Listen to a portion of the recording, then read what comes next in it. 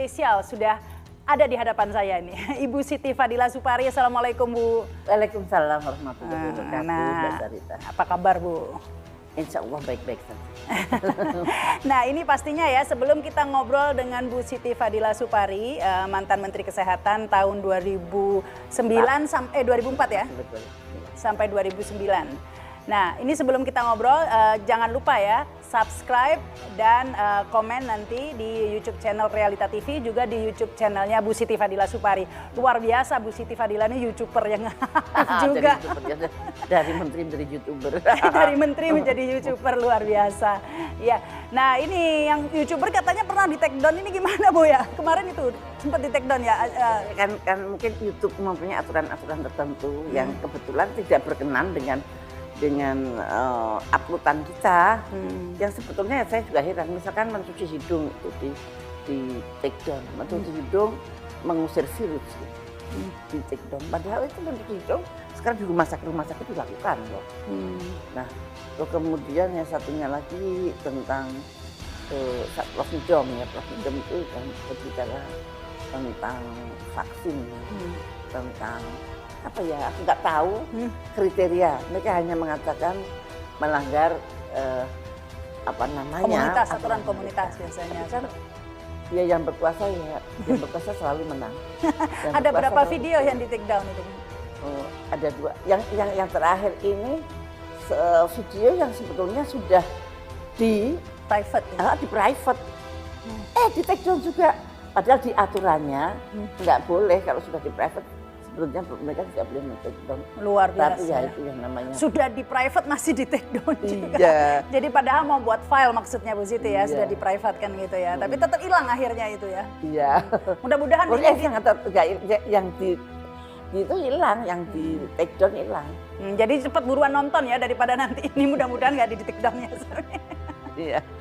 Jadi kita akan membahas ya ini soal vaksin Nusantara yang akhir-akhir ini kembali menjadi perbincangan publik ya, apalagi banyak tokoh-tokoh, pejabat begitu yang sudah menggunakan vaksin Nusantara ini, mulai dari banyak ya, si Bu Siti Fadila Supari sendiri udah yang pertama ya. Kemudian ada Dahlan Iskan, ada Lanyala, ada Pak Ical dan keluarganya. Ya, Abdul Rizal Bakri dan keluarga, ada Anang dan Asanti, ada Gatot Nurmantio begitu ya. Ada banyak lagi nih, ada Hadi Cahyanto ya, Panglima TNI juga menggunakan, ada Adian Apitupulu gitu ya yang mengaku bahwa sudah menggunakan vaksin Nusantara dan alhamdulillah baik-baik saja ya Bu ya. Alhamdulillah. Rasanya tidak ada masalah begitu ya. Yang itu saya setelah bisa naik tangga sekarang. Ini nggak bisa naik tangga. Oh, malah merasa ini ya lebih baik karena ini fit gitu. Ya karena vaksinnya ini vaksin Nusantara ini seperti sudah dijabarkan ya bahwa ini seperti imunoterapi begitu ya, diambil darah kita dendritik begitu ya, kemudian diberi virus dan antigen, kemudian disuntikan lagi begitu ya Bu ya. Itu cara di challenge di virus. Sehingga setelah kalah baru dimasukkan seperti itu, sehingga ini yang diharapkan tidak banyak menimbulkan KIPI ya begitu ya, karena berasal dari darah badan kita sendiri. Nah tapi mengapa meskipun belum ada laporan ya Bu ya yang mengalami fatal, itu belum ada ya dari semua yang menggunakan atau yang dari penelitian atau percobaan? Belum. Tidak ada. Nggak ada fakta. Karena kadang-kadang sini gatal aja kagak, sakit juga kagak yang bekas disuntik kan. Suntik selesai. Tapi sejauh ini memang masih mengalami kendala, belum mendapat izin dari BPOM. Terakhir Kemenkes sudah mengatakan bahwa masyarakat boleh mengakses vaksin Nusantara ini, sudah tidak dilarang lagi begitu ya Bu ya, tapi bersifat pribadi atau layanan, tidak untuk dikomersilkan. Jadi tidak ada izin edar karena tidak boleh diproduksi secara massal karena sifat autologus. Apa itu Bu maksudnya? Itu kalimat dari mana kok bisa ada kalimat? Dari Kemenkes kan bilang bahwa ini adalah vaksin Nusantara, ini kelemahannya begitu ya, bersifat autologus. Jadi nggak bisa diproduksi massal. Autolog itu saya diobati dengan barang yang dari tubuh saya sendiri. Itu namanya autologous. Nah, jadi itu dendritic sel yang berasal dari tubuh saya dikembalikan ke tubuh saya, itu autolog. Kalau sebaliknya yang bukan autolog, kalau mendapatkan dari orang lain seperti plasma convalescence, itu kan orang diobati dengan plasmanya orang lain. Nah, itu pun juga tidak bisa massal karena juga tergantung dengan orangnya yang mau memberi tahu. Nah, sebetulnya otolog dalam hal ini bukan berarti tidak bisa disebarluaskan, bisa dengan teknologi. Jadi sebenarnya teknologinya yang disebarluaskan untuk masyarakat banyak. Itu kata Dokter Terawan. Jadi bukan dendritik sel saya yang diperbanyak untuk orang lain, tapi teknologinya yang menjadikan dendritik sel saya itu kuat terhadap virus-virus itu ya untuk saya sendiri tidak dikasihkan kepada orang lain, tetapi caranya memperkuat dendritik sel itu yang bisa disebarluaskan untuk massal berapa puluh juta, berapa ratus juta orang. Bisa jadi sebenarnya ya Bu ya? Bisa. Karena kalau menurut terakhir ini ya, statement dari Kemenkes itu jadi bahwa tidak akan diberi izin edar karena tidak bisa diproduksi massal karena bersifat otologis. Nah ini gimana Bu jadinya Bu kalau Ibu? Saya nggak tahu bagaimana maksudnya dia tidak diberi izin edar ya. Apa betul? Tidak perlu izin edar karena tidak perlu izin edar. Karena tidak bagus perlu. Deh. Berarti sudah boleh beredar. Tapi tidak boleh dikomersilkan dan tidak boleh diproduksi massal begitu. Memang dendritik selnya tidak diproduksi massal. Yang diproduksi massal adalah teknologinya. Alatnya begitu ya Bu? Iya, teknologinya atau alatnya. Waktu saya lihat Dokter Terawan di depannya DPR, dia ini plastik ini nanti yang akan saya masalkan. Ini beli di Gembrong juga ada, dia bilang begitu. Nah itu yang akan dimasalkan adalah teknologinya, caranya. Beli di Gembrong katanya mahal Bu, katanya kalau kita sekarang mau suntik vaksin Nusantara bisa 5 juta, bener? Saya belum pernah dengar itu, dan kalau saya tanya sama Pak Terawan ya gratis. Gratis. Jadi, terus itu so far sampai uji klinis 3 kan kira-kira bulan Oktober mudah-mudahan bisa mulai. Nah itu uji klinis 3 itu gratis sama sekali dan membutuhkan 1.500 orang, tapi kayaknya yang daftar udah lebih dari 10.000. Wah banyak banget yang daftar karena amannya itu ya, dan tidak dimasukkan virus ke dalam tubuh kita. Yang dimasukkan apa? Ya itu dendritik sel kita sendiri. Oh bukan virusnya yang dimasukkan? Bukan, virusnya udah dicuci setelah jadi gini, darah kita diambil, darah kita di treat, diambil apa namanya dendritik selnya, kemudian dendritik selnya di treat supaya kuat. Zat ini supaya kalau ketemu virus apa saja dendritik sel kita akan bukan hanya COVID. Ya menang. Nah terus kemudian di challenge dengan virus COVID. Nah ini jelas menang. Nah karena memang ini untuk pengobatan COVID yang dicobain ya COVID dong. Nah setelah dendritik sel itu dalam 2 hari menunjukkan kemenangannya, maka kemudian dibersihkan lagi dari challenger itu, challenger yang virus tadi antigen itu. Nah antigennya dibersihin, kemudian dendritik selnya dikembalikan ke sini. Artinya kita tidak disuntik virus sama sekali. Kalau yang artinya vaksinasi secara konvensional, itu artinya adalah memasukkan virus ke dalam tubuh kita. Nah, karena sekarang yang dimasukkan bukan hanya virus, tapi bagian dari virus, jadi kata-kata itu berubah, description itu berubah menjadi virus atau bagian dari virus itu yang dimasukkan ke tubuh kita. Nah, sehingga sebetulnya punya Dokter Terawan ini tidak termasuk vaksin, tapi imunoterapi. Tapi bisa tujuannya untuk bisa mencegah. Jadi kalau katakan bukan hanya untuk COVID saja, misalnya untuk varian berbagai macam varian. Ya, jadi bisa. Misalnya untuk penyakit lain tinggal challenge-nya yang dimasukkan yang lain begitu. Misalnya Ebola begitu dimasukkan challenge Ebola seperti itu. Ya, challenge-nya diganti dengan penyakit yang lain sudah beres. Jadi ini bisa menjadi solusi jika kemudian banyak varian begitu Bu. Misalnya berubah banyak varian, banyak pandemik baru yang belum pernah kenal. Bisa dengan metode ini. Begitu ada korban pasti ada korban dulu kan, dari korban itu kita bisa ambil virusnya dan kita akan bisa melihat strukturnya dan bisa melihat antigennya seperti ini misalkan gitu. Nah ini kan sudah banyak peminatnya ya kan, juga pejabat-pejabat di DPR juga ya, wakil ketua komisi 9 juga ya, Mbak Milky atau itu juga suntik vaksin Nusantara sudah banyak gitu. Tapi kenapa ya Bu masih terkendala ini, kenapa? Masalahnya di mana? Ya. WHO juga udah nggak masalah. Tapi katanya di dalam negeri yang masalah gitu. Tapi benar nggak sih sudah diakui WHO itu? Saya sih setahu saya begitu. Setahu saya dari yang saya baca ya. Setahu saya begitu. Tapi di dalam negeri ini terganjalnya di BPOM ya Bu ya? Atau di mana? Badan POM sekarang sudah tidak ada hubungan lagi dengan sekarang sudah dialihkan ke Menteri Kesehatan. Dan yang jelas Menteri Kesehatan mengatakan tidak dilarang. Sudah boleh beredar untuk publik. Sudah kalau itu saya dengar ya. Nah, apakah Menteri Kesehatannya tuh ingat kalau membuat statement seperti itu harus disusul dengan dokumen. Harus disusul dengan dokumennya apakah Permenkes, apakah apa. Kemudian Permenkes ini menyatakan bahwa vaksin Nusantara bisa digunakan untuk masyarakat umum. Misalkan begitu. Dengan juklak seperti ini. Nah, biasanya Permenkes nanti ditambahin juklak atau petunjuk pelaksanaan. Nah ini kok dia cuma ngomong saja suratnya berdasarkan apa? Belum ada ya Bu ya? Setidaknya tidak dia sebutkan. Seharusnya kalau menteri ngomong-ngomongkan, ini nanti berdasarkan Permenkes saya nomor sekian yang akan segera menyusul. Nah itu bukan hanya boleh, tidak boleh. Dan sekjennya itu harus menindaklanjuti. Nah kebetulan sekjennya juga bukan dokter lagi. Tentunya bukan dokter, itu bukan dokter lagi. Jadi boleh, itu kan masih ada tindak lanjut yang berikutnya sampai juklak. Nah ini Tapi bolehnya itu ada tapinya loh Bu, ada syaratnya dari Kemenkes, hanya untuk individu, tidak untuk diproduksi massal. Tadi kembali lagi karena jadi kayaknya salah paham ya. Salah paham. Pak Budi salah paham.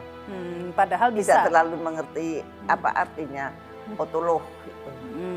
Atau tidak paham atau memang ya nggak mungkin kan nggak dijelaskan. Maksudnya tidak mengerti apa sih yang akan dimasalkan, apa sih yang autolog. Nggak komunikasi atau gimana sih Bu? Iya nggak tahu, kurang nggak ngomong sama saya. Ya ini Bu kalau vaksin Nusantara ini tidak bisa diproduksi secara massal, jadi bagaimana kalau masyarakat ini ingin ya? Karena selama ini kan ada yang Sinovac, ada yang Moderna. Sinovac banyak yang kemudian masih kena begitu ya, Moderna yang ada yang takut kipinya begitu. Kalau ada masyarakat ingin dengan vaksin Nusantara begitu, ini bagaimana caranya? Saya tuh yakin bahwa vaksin Nusantara itu bisa dibuat massal. Yang dibuat bukan, yang dimasalkan bukan dendritik sel saya, tetapi teknologi untuk membuat dendritik setiap orang itu kuat menghadapi virus yang harus dihadapi. Nah, teknologi inilah yang akan dimasalkan dan itu sangat logis dan Dr. Terawan sudah siap dengan segala infrastrukturnya. Kalau sekarang ini kan itu kan tapi belum ada izinnya Bu, jadi tidak bisa dilakukan itu di produksi massal. Sekarang saat ini boleh dilakukan tapi bersifat layanan permintaan individu. Ya. Nah ini ke RSPAD atau bagaimana nih? RSPAD mestinya kalau layanan. Jadi ke RSPAD mungkin buat informasi ke masyarakat yang ingin begitu mungkin ya Bu ya? Ya itu nanti kita tanya dulu. Yang saya tahu Dr. Terawan baru mempersiapkan untuk yang uji klinis ketiga dan dia fokus ke situ. Lah kalau RSPAD memang udah lengkap alatnya. Nah, nanti kalau uji klinis fase 3 ini sudah selesai, maka dibuatlah suatu kesimpulan bahwa ini benar-benar begini. Nah, kemudian kita siap untuk masyarakat luas. Tapi itu harus ada izin BPOM Bu, harus ada izin edar. Ya nanti kita lihat aja. Kalau suta-suta di Indonesia ya pasti luar negeri banyak yang mau bikin itu. Itu beneran nggak sih Bu? Itu lagi viral tuh dibahas. Beneran nggak sih Bu di Turki itu mesan 5,2 juta itu? Masa kalau nggak bener Dr. Terawan berani mengatakan begitu ya? Nah, menurut saya kalau orang mau beli mestinya yakin dulu yang dibeli ada nggak, seperti apa, bisa nggak, barulah urusan dokumentasinya lah, barulah ke duta besarnya lah. Itu kan mesti pakai aliran yang mungkin baru ditembung atau dipesan secara persaudaraan. Dr. Terawan itu networknya sedunia. Jadi ya bisa aja dari temennya yang di Turki, aku pesen lo segini misalkan begitu. Nah itu bisa aja. Tapi saya tidak berhak untuk menjawab karena itu adalah inian pribadi Tirawan ya. Dan menurut saya sangat logis kalau pesen. Kalau orang tahu pasti, aduh kalau gitu aku pesen dong gitu. Temenan, teman-teman. Gitu. Nah yang menjadi pertanyaan lagi, ini diklaim efikasinya 100%. Ini benar nggak sih Bu, bahwa antibodinya langsung naik kalau habis disuntik vaksin Nusantara, itu benar seperti itu? Ya dia kan sudah pasti bahwa dendritic cell itu harus pasti bisa melawan antigen yang di-challenge. Ya, jadi sudah berhasil dulu di Sudah luar. berhasil, baru dimasukkan. Sementara kalau vaksin dimasukkan, kadang ada yang berhasil, antibodinya naik, kadang-kadang yang tidak. Seperti saya sudah divaksin Sinovac bulan April. Bulan Juli saya kena COVID. Ya, rupanya sudah disuntik itu ternyata nggak berhasil mungkin ya. Jadi ternyata tidak bisa. Nah kalau ini sudah berhasil dulu baru disuntikan begitu ya. Istilah sudah menang dulu begitu ya. Jadi itu bedanya. Imunitasnya.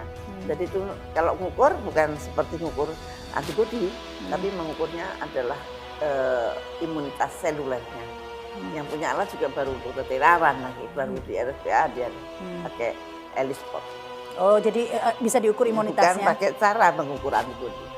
Yang diukur adalah derajat imunitas. Dan Profesor Hidong sudah meneliti itu, dan ternyata yang diberikan vaksin Nusantara itu hampir semua sangat tinggi daya tahan selulernya. Dalam waktu 17 hari katanya ya. Nah ini satu lagi Bu, pertanyaan publik ya. Darah kita diambil, terus dibawa ke lab apa gitu. Itu kan jadi lama Bu, padahal kan vaksin kan kalau konvensional kan tinggal jus gitu ya. Ya jusnya cepat, tapi antibodinya munculnya kapan? 2 bulan. Belum 2 bulan, belum tentu muncul lagi. Yang disuntikkan mungkin virus Wuhan misalnya. Yang kenanya Delta. Datang Delta, dan akan bingung. Nah itu ada yang antibodinya sudah terbentuk, ada yang antibodinya belum terbentuk gitu. Dan nunggu 2 bulan. 2 kali suntik? 2 kali suntik lagi. Nah kalau ini begitu disuntikkan, nah sudah imun. Selesai. Tapi proses dari ngambil darah, terus 8 kali. Oh 8 hari. Relatif lebih cepat daripada 2 bulan ya Bu ya? Ya iyalah. Dan pasti gitu, tidak substitute. Kalau vaksin biasa kan substitute. Ya, jadi maksudnya ibarat bayi tabung begitu ya, sudah dibuahi gitu baru dimasukkan begitu ya, maksudnya sudah jadi gitu ya Bu ya. Bukan kalau ini kayak inseminasi begitu ya, tergantung. Ini kan orang awam Bu, saya berusaha ini ya mengerti gitu kan, orang awam ya ibaratnya itu sudah dibuat di luar dulu begitu ya Bu ya ininya. Nah, tetapi kenapa sih Bu ini kan produk karya anak negeri gitu kan istilahnya gitu ya. Nah banyak yang mencuriga tapi Bu, ini vaksin Nusantara, namanya Nusantara ini jangan-jangan katanya kabarnya nggak dari luar negeri juga begitu loh Bu. Apanya yang dari luar negeri, tahu nggak Bu? Impor ya, juga. Satu biasanya yang ngomong begitu itu orang yang tidak terlalu tahu bagaimana prosesnya dan bagaimana ini.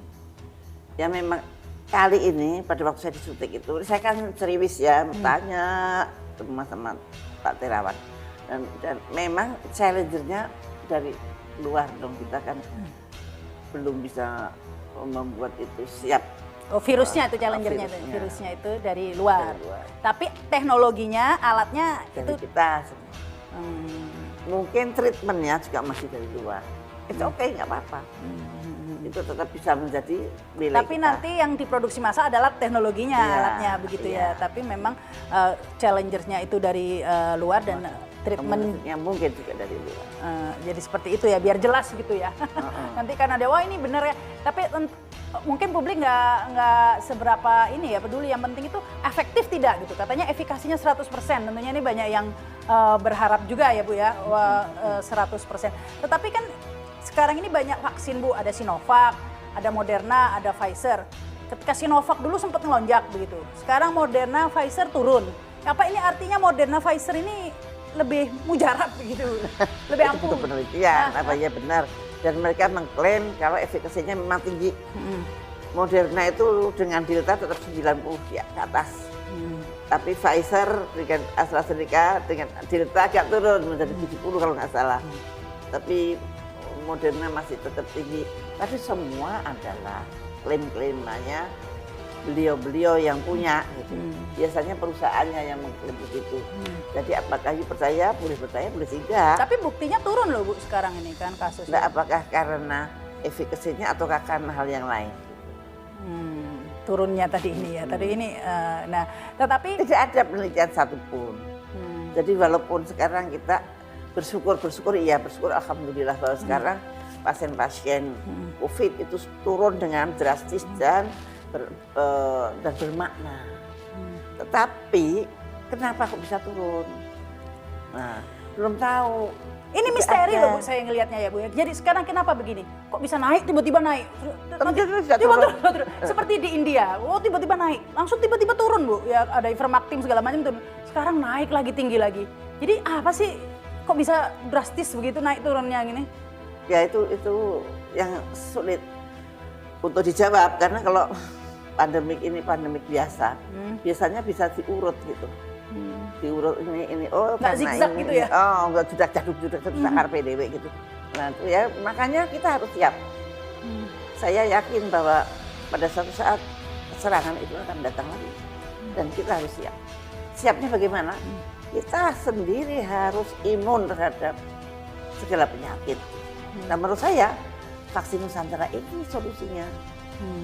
Nah soal vaksin itu, Ibu bilang harus siap. Nah ini, apalagi Luhut Binsar Panjaitan sudah mengatakan bahwa ini akan lama katanya, sampai 3 tahun gitu. Iya. Benar seperti itu. Kalau sampai 3 tahun itu berarti vaksinnya juga masih lama. Apakah kita disuruh beli vaksin terus? Sampai 3 tahun, apalagi. Masa 3 tahun kita nggak sempat bikin vaksin sendiri? Nah ya itu. Seharusnya kalau pemerintah tahu memang 3 tahun justru digeber. Vaksin Nusantara digeber, vaksin merah putih digeber gitu. Nah ini kenapa sih Bu kok sepertinya minim dukungan begitu? Katanya biasanya kan pemerintah ini. Sebetulnya dukungannya kalau dari rakyat banyak yang kurang mendukung itu pemerintah saya nggak ngerti. Saya tidak mengerti. Mungkin pemerintah mengalami sesuatu yang tidak bisa dikatakan pada rakyatnya. Saya yakin pemerintah pasti ingin melindungi rakyatnya. Cuman pemerintah bisa nggak melindungi rakyatnya? Kan satu pertanyaan. Jadi mungkin dia mengalami suatu tekanan dari kekuatan asing atau kita nggak tahu. Yang nyata bahwa rakyat itu takut, rakyat itu banyak yang menolak divaksin. Rakyat ada yang dikejar-kejar untuk divaksin, ada yang dikebukin. Nah itu saya sangat prihatin gitu. Saya yakin tidak ada seorang pemimpin pun di dunia ini yang tidak ingin melindungi rakyatnya. Saya yakin. Kecuali kalau ada sesuatu yang terjadi pada pemimpin-pemimpin kita. Kenapa? Mungkin mereka maksudnya juga melindungi rakyatnya, tetapi dengan cara mereka yang sulit dimengerti oleh rakyat banyak. Saya yakin itu. Iya. Ya karena orang ini jadi sekarang kan orang jadi pilih-pilih nih, kayak jadi nyesel gitu kayak saya gini ya. Ya saya sudah divaksin Sinovac, mau vaksin lagi nggak boleh karena sudah dapat Sinovac. Tapi katanya Moderna sama Pfizer lebih ampuh. Jadi gimana ya Bu ya? Jadi, nah ini orang akhirnya pilihnya booster begitu. Nah ini vaksin Nusantara ini bisa juga untuk booster atau bagaimana nih Bu? Kalau dokter terawan boleh yang sudah divaksin ya. Oh boleh juga. Di luar ini loh ya, di luar penelitian atau di dalam penelitian. Bila Anda menjadi peserta penelitian, maka yang sudah divaksin nggak bisa masuk. Tapi kalau untuk booster terapi biasa untuk orang biasa, ya sebenarnya banyak peminatnya ya Bu vaksin Nusantara ini kan sempat bocor itu obrolan Presiden Jokowi dengan Panglima ya ngobrol soal kayaknya Pak Prabowo ya kayaknya mereka berminat juga loh dengan vaksin Nusantara ya. Bahkan ada yang sudah testimoni sudah divaksin bahkan Presiden juga ingin. Nah ini tapi kalau hanya pejabat-pejabat saja tidak sampai ke masyarakat ini ya jadi kurang bisa menyelesaikan pandemi ya Bu ya kalau nggak diproduksi massal. Nah itu tergantung dari pemerintah sih. Pemerintah akan memberikan karpet merah untuk vaksin Nusantara atau tidak. Gitu. Padahal sudah dipakai, sudah digunakan oleh pejabat-pejabat itu ya. Ibu ngelihat malah masih ada yang mengatakan tuh nggak ada apa-apanya ini. Loh, kok bisa bilang begitu loh? Udah mau dapat paten. Nah itu Indonesia itu terlalu orang terlalu gampang bicara tanpa. Oh ini sedang diurus patennya Bu ya, teknologinya vaksin ini? Ini kan sudah dapat kali ya, waktu itu saya bicara itu 3 bulan yang lalu. Oh oke, jadi memang vaksin ini challenge-nya antigennya dari luar, tapi ada alatnya, kuncinya di situ ya, yang itulah produk teknologinya itu yang rahasianya di situ, kuncinya di situ, dan itu yang akan dipatenkan gitu ya, karena itu yang produk dalam negerinya di situ nih, Nusantaranya di situ. Nah itu yang bisa dimasalkan. Alat itu ya. Kalau teknologinya ini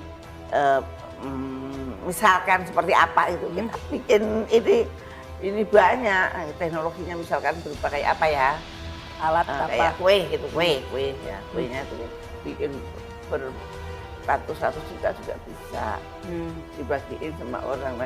Orang yang dibagi teknologi itu dia bisa menjalankan. Ibu melihat ada semacam ini nggak, melihat seperti ada apa ya, persaingan bisnis vaksin atau mafia vaksin nggak sih Bu? Ini kok terganjal terus ini vaksin Nusantara ini, padahal udah digunakan. Satu, saya nggak punya data, tetapi kesannya orang-orang di pinggir jalan kayak orang-orang, nah itu semua itu seperti begitu gitu. Karena aneh, mau bikin vaksin aja kok diangel-angelin gitu. Sedangkan untuk memberikan EUA vaksin luar negeri gampang banget. Padahal vaksinnya luar negeri juga belum tentu aman. Gitu. AstraZeneca malah banyak yang kasus ya Bu ya? Iya. Itu aja sudah diizinkan. Malah di Jepang juga ada yang di stop karena ada isi yang tidak benar gitu. Nah kalau di Indonesia apa ada yang meriksa begitu? Nah gitu. Tapi jadi keamanan rakyat itu bagaimana? Kalau di Jepang kan dicek isinya. Oh ini ada slot sekian, ada isi yang nggak benar, di stop semua. Kalau apa? Di Indonesia nggak dicek itu, diceknya. Jadi sebenarnya vaksin Nusantara ini ya relatif lebih ini ya, karena dalam kontrol sendiri sebenarnya kita ini. Ya Ibu tadi menyinggung penelitian, itu menarik memang ya Bu. Tidak ada penelitian terhadap fenomena yang terjadi di vaksin. Padahal pada keadaan pandemi data itu sangat penting.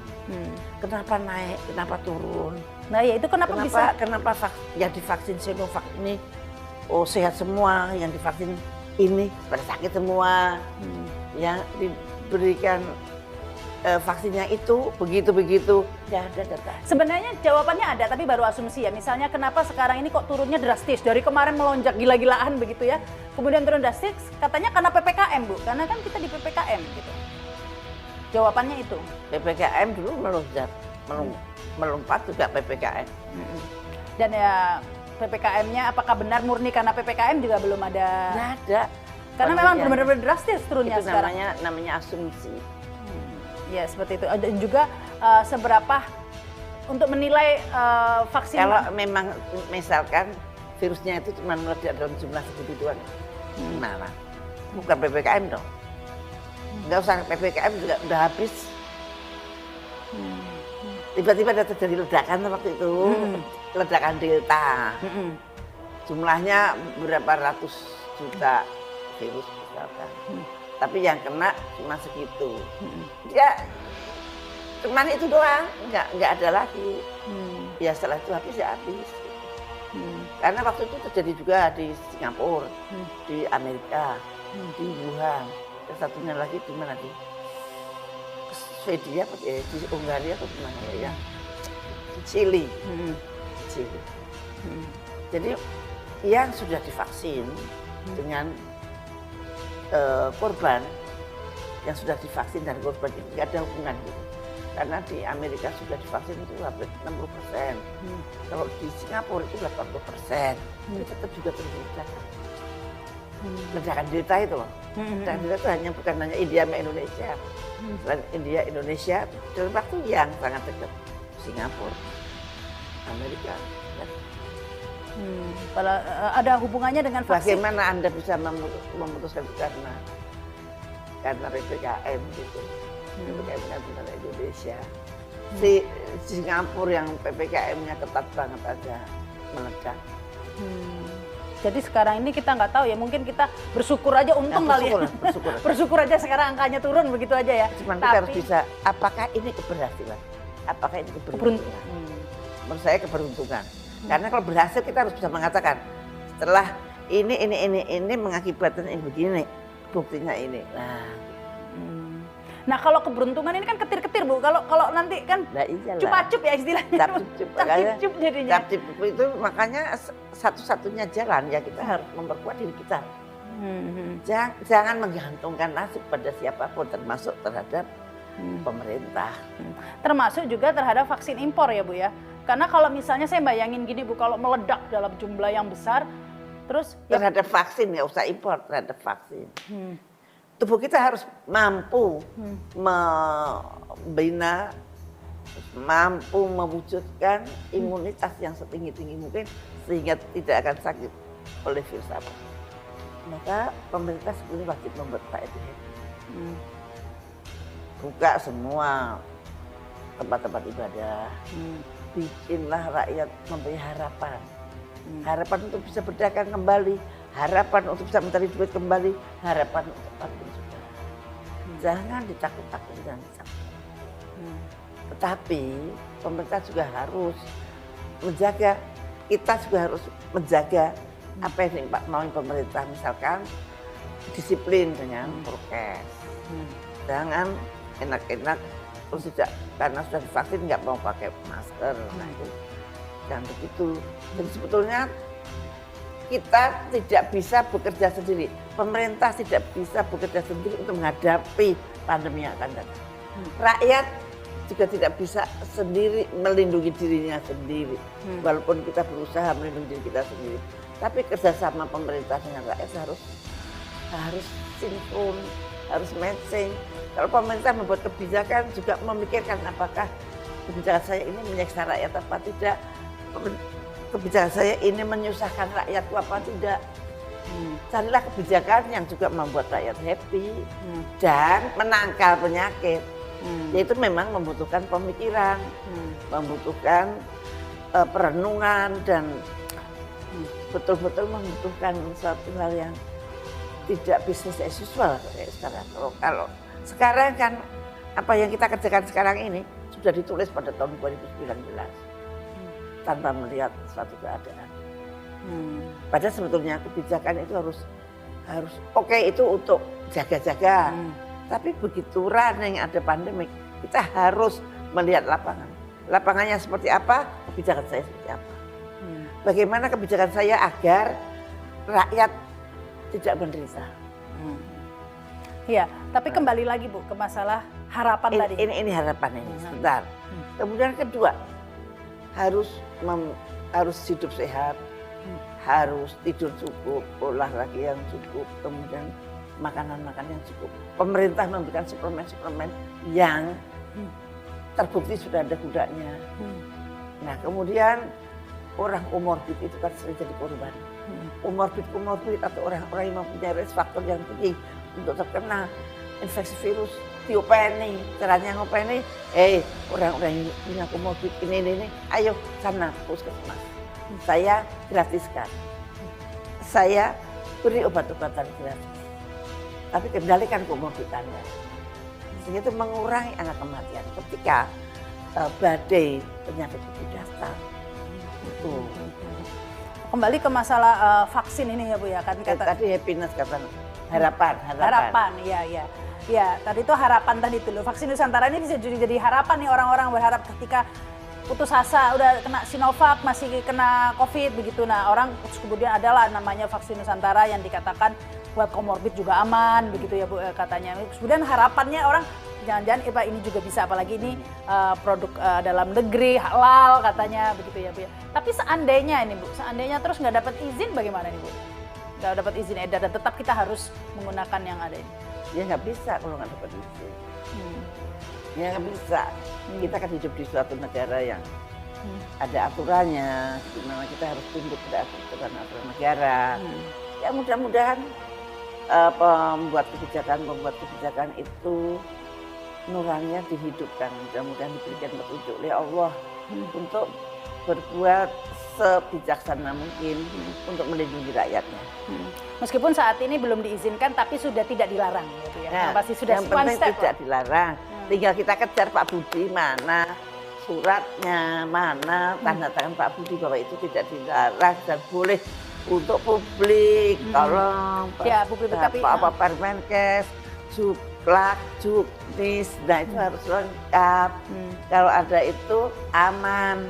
Nanti kalau cuma omong saja, pada suatu lain hari lagi bisa berubah. Iya. Yang namanya manusia. Iya, Nah, ini iya. Pak, mudah-mudahan Pak Budi ingat bahwa setiap statement Anda untuk satu instruksi harus ada dokumentasinya, ada birokrasinya yang sah. Jadi mungkin ini bisa jadi alternatif ya vaksin Nusantara ini. Sangat. Ya, jadi alternatif, Bahkan solusi. bahkan solusi ya, Bu, ya. Apalagi. Masih ada vaksin lain lagi yang sedang berjalan, yaitu vaksin merah putih. Yang kita tidak bisa, kita juga harus angkat itu dari Ekman. Waktu saya dengar dari Pak Prof. Amis Bandrio. Tapi caranya membuat itu seperti AstraZeneca katanya. Nah, masih butuh adenovirus, butuh segala macam dari luar juga. Nah, soal vaksin ini Bu ya, kok negara-negara tertentu saja ya tampaknya memang yang bisa bikin ya Bu ya. Sebenarnya ada juga misalnya India itu kan bikin vaksin sendiri juga, apa namanya, COVAX, apa ya, lupa saya namanya. COVAX itu vaksin multilateral. Ya, tapi dia bikin sendiri juga kan, itu India itu bikin vaksin sendiri. Tapi sejauh ini baru dari negara-negara itu saja ya. Selama ini semua penyakit vaksinnya dari negara-negara itu aja ya Bu ya. Memang nggak ada yang bisa ya negara lain bikin. Iya, ya itulah apa namanya, anehnya di situ. Kelihatannya di situ banget gitu. Dan bila ada pandemik, mereka lah yang Apa nggak ada negara lain yang bisa bikin vaksin, Bu? Indonesia nggak bisa gitu? Indonesia bisa banget, punya Bio Farma. Tapi sekarang juga kayaknya dibeli sahamnya berapa oleh mereka. Oh, Udah bukan murni punya Bio Farma lagi. Oh, seperti itu ya, Bu. Kan kalau dibeli itu artinya dapat duit toh, nggak bisa mengembangkan. Ya, apakah itu masih merdeka atau tidak, saya nggak tahu. Karena Bio Farma pun juga, ya mudah-mudahan ini pertanyaan saya nggak tahu loh ya, saya tidak tahu, saya pengen tahu juga bahwa mudah-mudahan Bio Farma masih punya Indonesia dan cukup berdaulat, maka kita bisa membuat vaksin kayak Sinovac itu dari virus kita, itu yang paling murah, mudah, meriah.